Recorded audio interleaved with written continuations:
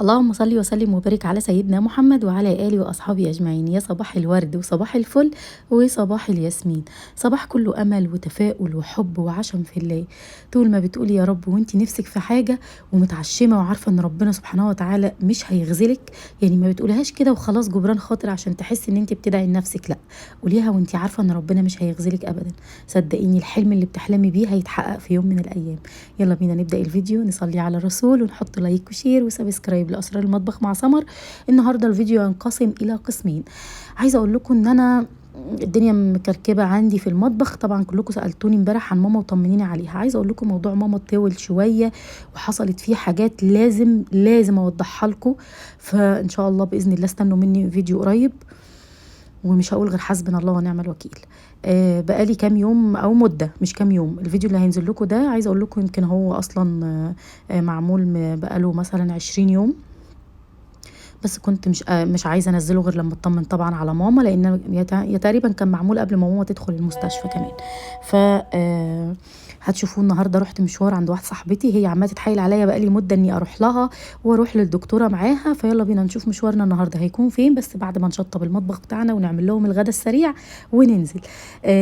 لكن الجزء الاولاني من الفيديو لا، ده يعني انا كنت عادي في يوم عادي في البيت، وتكمله الفيديو ده زي ما قلت لكم بقاله حوالي 20 يوم او اكتر كمان. ويلا بينا نقول كام سؤال كده مبعوتين. انا عملت الزيتون التفاحي زيك بقاله شهر ونص بس لسه فيه مراره، اعمل ايه؟ لو الملح بتاعه دلع ظبطيه، ظبطي الملح بتاعه وان شاء الله هيبقى معاكي زي الفل. احنا اكلنا من بتاعنا على فكره، خلصنا برطمان. استني يا بنتي يا امنيه، استني يا بنتي يا امنيه، استني ما اقول لها. بنتي يا امنيه انا بعمل مونتاج للفيديو، اصبري وبعد كده هكلمك، اصبري. سمر ممكن تقولي بتخزني التوم ازاي عشان يفضل لونه زي ما هو ما يغيرش، وبتحتفظي بيه في التلاجة ولا في الفريزر؟ بحتفظ ببرطمان صغير اول 20 يوم في التلاجة، لكن بقيه الكميه بحتفظ بيها في الفريزر. طريقه التخزين اكتبي تخزين التوم لاسرار المطبخ مع سمر، مواد حاجات بسيطه كده بنحطها بتبقى زي الماده الحافظه وما بيمسكش في بعضه ابدا. يعني انا كان عندي برطمان كان جاي لي من حد حبيبي يعني، وعايزه اقول لكم والله ما استعملته بسبب ان هو حديد في بعضه، لكن التوم عندي بقى بيفضل زي المربى بالظبط. ما علينا، يلا بينا. بعد اذنك عاوزه طريقه الفطير بتاعه الافران؟ حاضر والله قريب هعمله جدا، هعمله لكم كمان ساده ومحشي. يا سمر هو العلبه اللي في المطبخ اللي بتحطي فيها الرز مش حلوه؟ ردي عليا ضروري. حلوه جدا جدا جدا جدا، بس انا المطبخ كان عندي في الصيف حر فما رضيتش احط فيه رز، وان شاء الله هتلاقوني قريب حاطه فيها الرز عادي جدا. ممكن طريقه الهريسه؟ حاضر، مع اني عاملاها اكتر من مره، بس ممكن اقول لك طريقتها بسرعه. كوبايه حليب، ربع معلقتين عسل كلوكوز، وكوبايه سمنه. هتاخدي نص كوبايه السمنه على نص كوبايه دقيق سميد ناعم وتفرفريه كده ببعضه، وحطي كوبايه الحليب على كوبايه السكر على نص كوبايه السمنه الثانيه على معلقتين العسل الكلوكوز، وسيحيهم على النار يا دوبك يفكوا بس. واول ما تبسسي السمنه بتاعتك النص الكوبايه الثانيه مع الهريسه، مع دقيق الهريسه يعني او دقيق البسبوسه دقيق السميد، بعد كده انزلي عليه بالخليط الدافي ودوبيهم بس بطراطيف صابعك، ودهني الصينيه من تحت سمنه او طحينه ودخليها الفرن بس كده. وطبعا سيرب خفيف، هتبقى بالهنا والشفا. هنا بقى تعالوا نعمل الغدا بتاعنا. شطبنا المواعين وجبت بقى حطيت حله على النار فيها ميه، وجبت صينيه وجبت نص كيلو سجق، وهنعمل اكله سريعه في حله واحده. اي نعم احنا هنستخدم طاسه كمان مع الحله، بس هنقول في حله واحده. دي مش طاسه، دي طاسه، دي ووك مش صينيه. هنقطع السجق بتاعنا ده نص كيلو، وهحطه بحبه زيت صغيرين كده وهحطه في الطاسه. وصلي لسمر السؤال، البوتاجاز بتاعي بيشتغل فرن لوحده والشوايه لوحده وما عنديش مروحه، مش عارفه اسوي عليه ازاي. مش كل حاجه هعملها هولع من تحت على فكره، بتاعي فوق لوحده وتحت لوحده، وكل البوتاجازات البلت ان من فوق لوحده ومن تحت لوحده. بسوي تحت طالما ما عندكيش مروحه، واول ما تاخد اللون وتستوي وتنتفخ كده ان كانت قرص ولا هريسه ولا اي حاجه وتاخد وضع السوا، بروح مشغله الشوايه من فوق دقيقه واحده مش اكتر، وبعمل كده مع كل الصواني عادي. بألف هنا وشفا عليكم. اي حاجه اعرف منك ليه التوم لما فرمته بقى لونه اصفر؟ اولا انت ما حطيتيش كفايته من المواد الحافظه اللي احنا عليها عشان قلتي لونه اصفر، لكن لو قلتي لي لونه اخضر هقول لك نوع التوم. هنا بقى هشوح السجق، وجنبي كده هقطع فيه قرن فلفل، وانا بقطع وقطعت عليه قرنين فلفل يتشوحوا، وهضرب نص كيلو طماطم في شفشق الخلاط. وجنبي ده يعني شغاله في ده وده مع بعض الحاجات اللي انا هعوزها كلها. عاوزه اجيب كبه مولونكس، ايه رايك فيها؟ بصي عموما حاجه مونوليكس كلها حلوه جدا. ممكن اعرف افضل هاند بلندر؟ انا دلوقتي عندي البراون الالماني تحفه تحفه تحفه. هدوم الحج منين؟ هدوم الحج كنت جايباها من محل في شارع جمال عبد الناصر في وش بيكسي، في وش بيكسي على طول هتلاقيه بيبيع برفيوم وروج ولانجيري وعبايات عشان تعرفيه، بس مش فاكره اسمه. حطيت بقى حته توم تقريبا حلوه تقريبا دي، حطيت حته توم كده في التشويحه وهشوح كله مع بعضه. وعايزه اقول لكم ريحه الصدق وهي بتتشوح او السجق، عشان في ناس بتزعل من كلمه الصدق. ونسيت كمان على فكره، قلت لكم على ماما في الاول ونسيت اقول لكم دلوقتي ان ماما الحمد لله افضل واحسن، ربنا يطمنا عليها. ادعوا لها، انا مش طالبه منكم غير انكم تدعوا لها بس. صدقوني الفيديو اللي انا هعمله واقول لكم فيه عن حاله ماما مش هتصدقوا اللي حصل ومش هتصدقوا اللي احنا وصلنا له. انتوا بيظهر لكم فيديوهات بتشوفوا سمر بتتكلم، لكن ورا الكاميرا كان في ايه؟ كل ده لازم كنتوا تعرفوه. عارفين كان لازم تعرفوه ليه؟ عشان كل حد عنده يعرف يحافظ عليها ازاي. الحمد لله على كل حال. حطيت بقى معلقه صلصه كده، وبعد كده حطيت طماطم، يعني الصلصه كتزويد مش اكتر. وبعد كده حطيت الطماطم، اللهم صل عليك يا حبيبي يا رسول الله. ولما تتسبك هنرجع لها تاني مع بعض. انا اديتها تقليبه كده، طبعا هحط لها البهارات بتاعتها. وهنا كنت حاطه حلتين على النار هسلق فيهم المكرونه. وعاوزه اعرف مكان البان المدينه لافيل ضروري. طيب يا نور سيب لهم الرقم، لكن العنوان بالظبط انا سمعت من جوزي، لان كان جوزي اللي طالب الاوردر الاخير ان هم غيروا المكان، وانا والله لسه ما رحت ولا عارفه. هشوفه فين واقول لك. هحاول اتواصل مع يعني الرقم اللي انا بتواصل معاه واقول لكم العنوان الجديد فين. ممكن مرتبه سرير اكتبي لي اسمها، قولي لي اسمها اي نوع كويس. انا عندي سيرتا حلوه قوي قوي قوي قوي كمان حلو كده. هنظبط بقى، هنسلق المكرونه وهظبط الصلصه. انا عامله صلصه للمكرونه بالسجق، ممكن تحطي بدلها فراخ، ممكن تحطي بدلها لحمه زي المبكبكه كده، بس مبكبكه سريعه يعني ممكن تحطي فيها لحمه او فراخ. فانا يعني دورت على اسرع حاجه ما بتاخدش سوا وفي نفس الوقت الطعم بتاعها الولاد بتحبه، كان السجق. حطيت فلفل اسود وكزبره وكمون وحبه ملح وبس كده. وخلي بالك من الملح عشان السجق بيكون حادق فبيحدق الملح بتاعك شويه.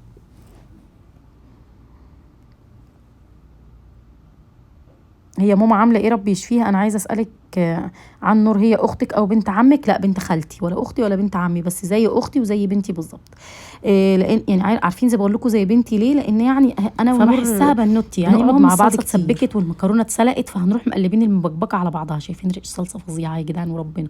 ممكن هنا بقى الغي المكرونه واعمل ايه؟ اروح مخرطه فيها حبتين بطاطس وحبه رز ابيض، ويا لهوي على الطعام. والله العظيم الصدق بالبطاطس بيكون في عالم اخر. بس عمر بيحب المكرونه بالسجق، او هو بيحب يعمل المبكبكه دي بكل الطرق، بيعشق المبكبكه. الواد ده مش ابني، الواد ده مش مصري يا جدعان، بيحب الاكل السوري، بيحب الاكل الليبي. والله اي اكله فيها افتكاسه وفيها حركه من اخواتنا العرب بيحبها جدا. ربنا يا رب يديمكم في حياتي نعمه. يلا بينا نروح لمنى الخولي ونشوف كانت منى عايزانا ليه، ويا رب الفيديو يعجبكم وان شاء الله تستفادوا منه. طبعا كلكم سالتوني قولي لنا مكان او عنوان ايمون اللي انا قلت لكم عندها علاجات للبشره والشعر. المهم كنت بكلم منى قالت لي تعالي انا بقى عندي دكتوره في المكان، دكتوره رودي. ازيك يا دكتوره؟ عامله ايه؟ عايزه اقول لكم اولا روحك جميله ما شاء الله، يعني قابلتها مره قبل كده ودي ثاني مره. قلت لها بقى ايه، انا متصوره بفلتر، وريت لها الفلتر قلت لها شايفه السحنه دي والسحنه دي، انا عايزه ابقى السحنه دي كده ازاي ما اعرفش. هي بتشتغل رموش وميكرو وتوريد شفايف، بس موقفاهم لحد ما تسال في دار الافتاء. هي خايفه من الحلال والحرام فيه فوقفتهم. يعني هي بشره وشعر تحقيقي. قولي لنا بقى. بصوا بقى الشعر من عينيا الاثنين. الشعر عندنا حقن البلازما، عندنا الهيد بيت ده فيتامينات للشعر عشان تطول وتتقل ومنع للتساقط، عندنا الخلايا الجذعيه. دول 3 حاجات بنستعملهم للبشره. طبعا في علاج للصدفيه وتريتمنت للشعر، ده على حسب طبيعه الشعر عامله ايه، بنضطر ساعتها نختار نوع التريتمنت بتاعنا. البشره عندنا اول كل انواع تنظيف البشره كلها من الفيشل للهيدروفيشيال. عندنا حقن البلازما، عندنا حاجه اسمها بلازما جيل، عندنا الهيرونيك اسيد، عندنا حقن فيتامين سي والنضاره، عندنا حقن التفتيح، عندنا التسبغات نضاريها ونكبر ونعمل كل حاجه. مش عايزه اكبر. لا لازم ندي فوليوم فلافي. لا انا مش على كبيره لوحدي، انا فوليوم في كل حته لوحدي. بصي انا عايزه نضاره فعلا، ده اللي انا محتاجاه. خليكم مركزين في السحنه دي. السحنه دي النتيجه مش بتحط حاجه. هشوف النتيجه دلوقتي على طول. خلاص. في برضو تفتيح شفايف، في بيرسنج طبعا بكل الانواع بتاعته. طبعا ده بيرسنج خلص وقتك. طيب الناس هنا، الناس المتابعين يعني علشان انا كنت سايبه الصفحه فهم عايزين يعرفوا العنوان بالظبط. البنات بقى ندى بقى. قولي يا ندى، قولي والتليفون في ايدك كده بصوت عالي. قلنا العنوان في العصافرة، جمال عبد الناصر، شارع عبد الحليم محمود، مستشفى الامام، فوق ايهاب سنتر، الدور الثاني سلم، الثاني اسانسير، الثالث سلم. اهدي اهدي، ده انت وديتيهم في حته تاني. شارع جمال عبد الناصر العصافره، فوق ايهاب سنتر ومستشفى ايه؟ الامام. ومستشفى الامام، في الدور الثاني ايمون. بس كده، مش مهم تاني اسانسير هو البوابه هيقول لهم، مش معقول يعني مش هنوصف للدرجات.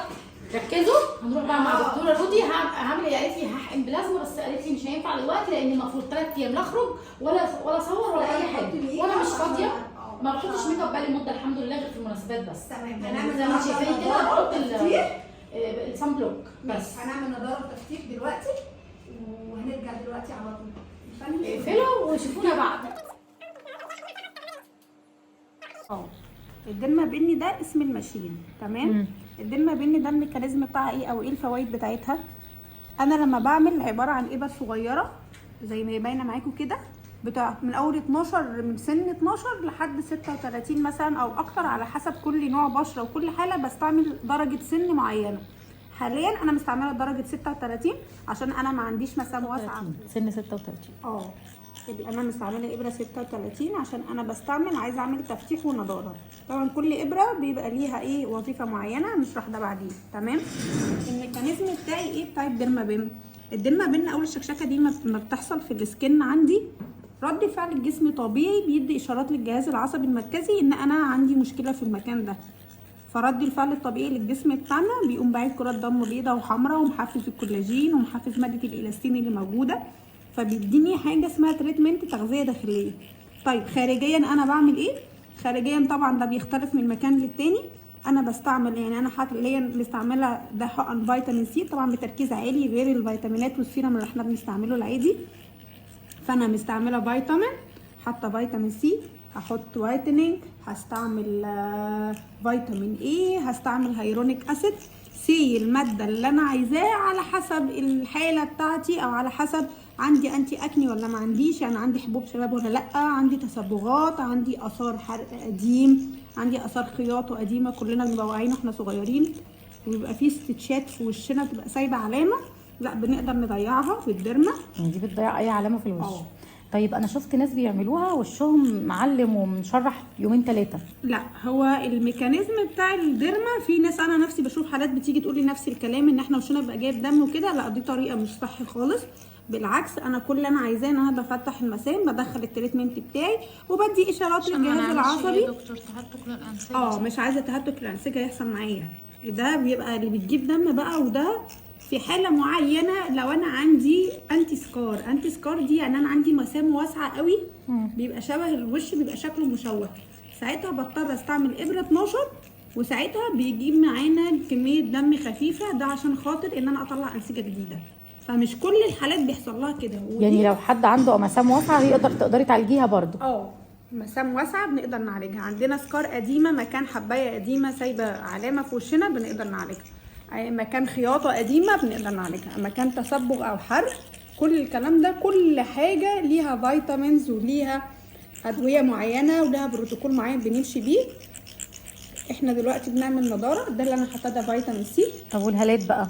الهالات السوداء بنستعمل لها حاجه اسمها دارك سيركل، لان طبعا سمك السكن الجلد تحت العين غير في الخدود. هنا انا عندي يعني ممكن تتفتح معايا. سمر هنا عندها هالات ولا عندها؟ عندي هالات. عندها ولا دي مسكره؟ لا انا عندي هالات. عندها هالات عشان كده احنا حطينا لها برده شويه دارك سيركل. تمام.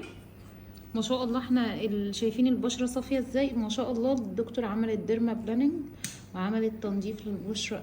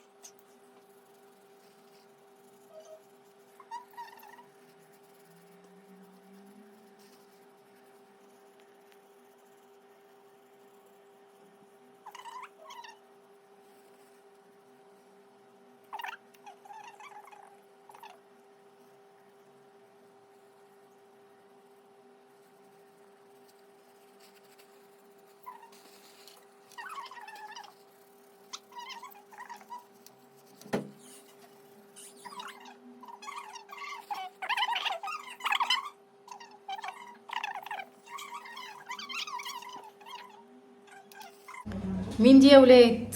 مين دي؟ انا؟ ايه يا دكتور ده؟ ده بتقولي كمان ان الصبح في اختلاف صح؟ طبعا الصبح هيكون في اختلاف. بصوا اولا انا في مفيش هالات، يعني انا ملاحظه ان مفيش هالات، وشي ده ممسوح ومغسول كذا مره. هو في اضاءه؟ طب ممكن تورينا الاضاءه تاني؟ ده كده على اضاءه هاديه كمان، مفيش تاني؟ هاديه قوي، احنا عاملين جو رومانسي هنا. امال ايه؟ لا انا مش انا، في البيت بقى. انا مش انا يا جدعان، تعمل لهم ازاي؟ انا مش انا.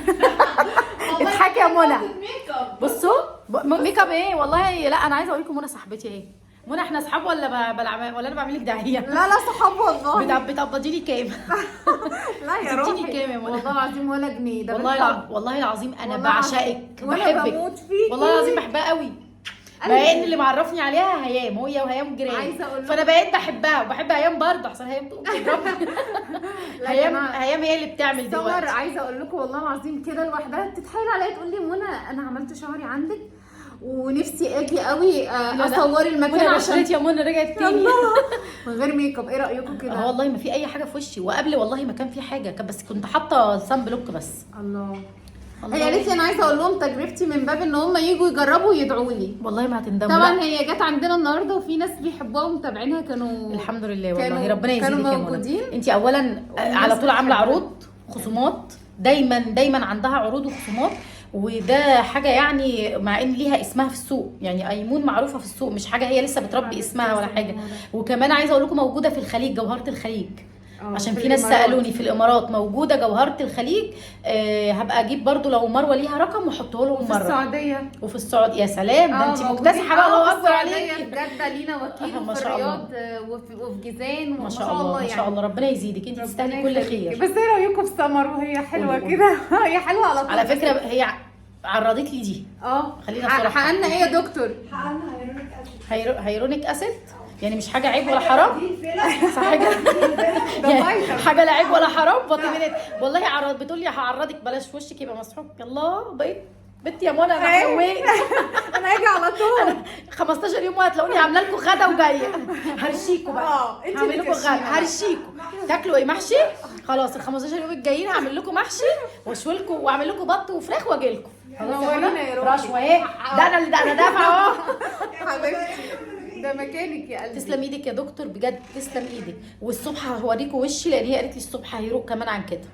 جميله وقمر. باي باي. طبعا هنسيب هيام بقى مش هنصورها مش عايزه علشان هيام. لا وبعدين هيام لسه يعني حاطه البندانه وجزء من شعرها باين، فهنسيبها بقى بعد ما تخلص نبقى ما هو ما شافوهاش قبل. ما احنا نصورها لكم بس قبل لا دلوقتي. بس عادي، هم اصحابي كلهم متابعيني، قصدي كلهم عارفين صحابي، عارفين هيام وعارفين كله. طيب فهنوريها لكم. واحده غسول بقى منى لو سمحت. يلا واحده غسيل بقى السموره. شحت لي نص الدنيا. ده غسول ماشي دكتور. مع البتاع اللي انت لابسه. والله كل حاجه هنا ماشيه مع بعض، حتى وشي بقى بنفسي. يا لهوي على الجمال يا جدعان. وشها بقى بينك. جوزي هيقول لي خليكي قاعده عند منى.